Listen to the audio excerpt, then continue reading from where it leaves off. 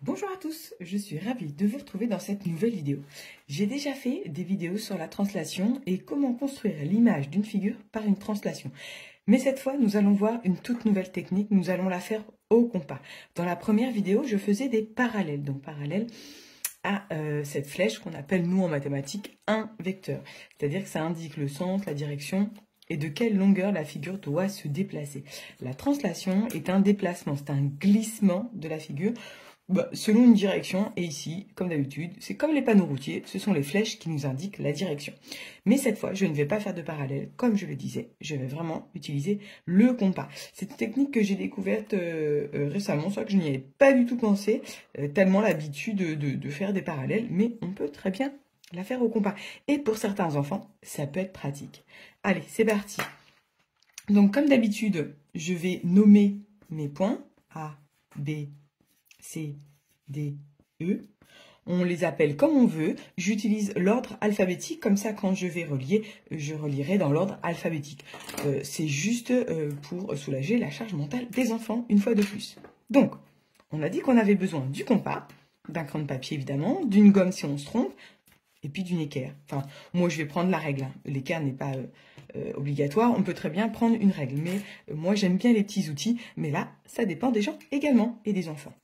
Puisque finalement, c'est eux qui construisent à l'école, pas au collège. Donc, je vais commencer par prendre la longueur de la flèche. Donc, je pique sur une des deux extrémités. Je mets la pointe du crayon de papier sur l'autre. Hop, je décale. Et je vais commencer par le point A. Donc, je pique sur A et je fais la même longueur de la flèche. Donc, je fais un arc de cercle. Ensuite, je vais prendre la distance entre la première extrémité de la flèche et mon point A, que je reporte de l'autre côté de l'extrémité de la flèche. Et voilà, je viens de trouver mon point A'. Et je vais faire tous les points de la figure avec cette technique. Allez, je vous remontre avec le point B. Je prends la longueur de la flèche, je pique et je mets la mine de crayon de papier sur cette extrémité.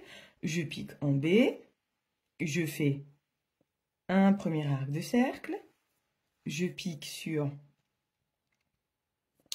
une extrémité de la flèche, je mets la mine de crayon de papier en B et je viens piquer sur l'autre extrémité. Je vais venir couper mon premier arc de cercle. Ah, vous voyez, il n'est pas assez long, mon premier arc. C'est pas grave, je me reprends.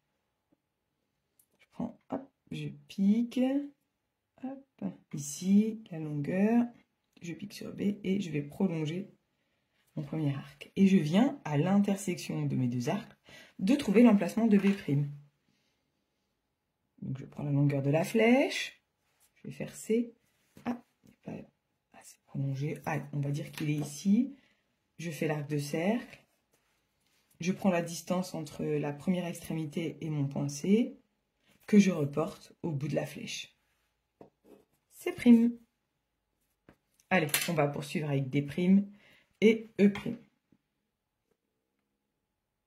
Hop, longueur de la flèche, je pique en D. Juste pour aller plus vite, je vais faire la même longueur en E, pour gagner un petit peu de temps. Première extrémité, D, c'est mon premier arc qui est là. Je viens couper. Première extrémité en E, haute extrémité, je viens couper. Le premier est D', le dernier est E'. Et voilà.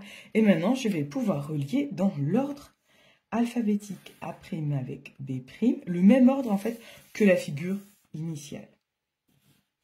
B' avec C', C' avec D', D' avec E', et je reviens au point de départ qui était A'. Et voilà, je vais juste surligner la figure que j'ai obtenue la seconde. Voilà. Hop. C'est pour plus de visibilité, pour le cerveau, on met en couleur. Et voilà comment construire l'image d'une figure par une translation seulement avec le compas. C'est quand même pratique. Merci de m'avoir suivi, merci de me suivre. J'espère que nous serons encore nombreux en 2024 et que je vous donnerai encore plus d'astuces pour aider vos enfants à l'école. Je vous dis ciao ciao et je vous souhaite une belle journée. Bye bye.